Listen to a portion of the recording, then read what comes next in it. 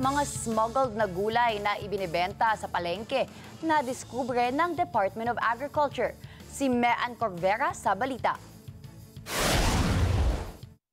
Nadiskubre ng Department of Agriculture ang ilang smuggled na gulay na ibinebenta sa mga palengke sa Metro Manila. Kabilang na dyan ang tiger sili, malaking bell pepper, at choy o Chinese lettuce, lotus, wawa chai o maliit na repolyo at garlic stick. Ayon kay Agriculture Secretary Francisco Chu Laurel, wala silang ibinigay na import permit para makapasok sa bansa ang ganitong mga produkto.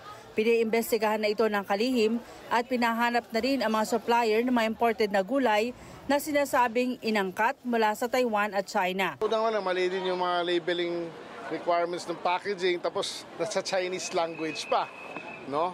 So clearly those and I don't remember that the BPI has issued SPSICs for those type of may onion stick, may Chinese ube,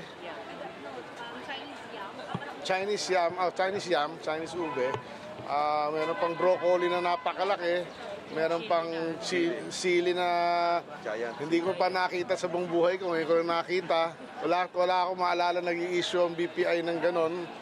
So that leads me to conclude that those are smuggled goods. Samantala, bumaba naman ang presyo ng ilang highland vegetables na galing ng Benguet sa kabila ng nararanasang andap o malamig na klima doon. Kabilang na dito ang lettuce na abot ngayon sa 60 hanggang 80 ang kada kilo mula 300 pesos nitong Disyembre.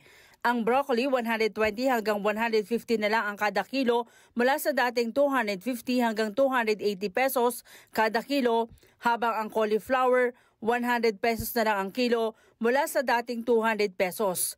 Parehong 60 pesos naman ang kada kilo ng Baguio beans at pechay Baguio na pumalo sa 100 pesos ang kilo noong Disyembre. Pati presyo ng kamatis na dating 250 hanggang 280 pesos ang kilo ngayon, mabibili na sa 100 hanggang 130 pesos ang kada kilo. Mean Corvera para sa Mata ng Agila, matatag, matapang, matapak.